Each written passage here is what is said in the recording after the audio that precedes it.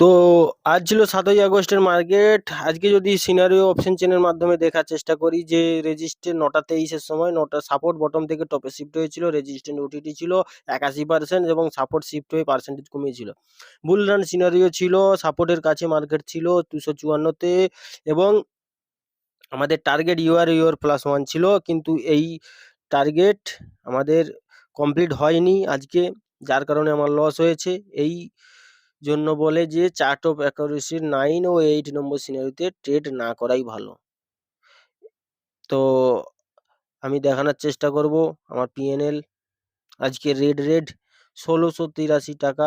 এতগুলো অর্ডারের কারণ একটাই যে ছোট ছোট স্টপ লস রেখেছিলাম আর সেগুলো হিট হয়েছে, যেটি আমাদের ক্ষেত্রে প্রযোজ্য নয়। ছোট স্টপ লস ওয়ান ডাইভারশন যখন 9 সিনারিও তৈরি হয়েছিল তখন মার্কেট অলরেডি চলে গেছে।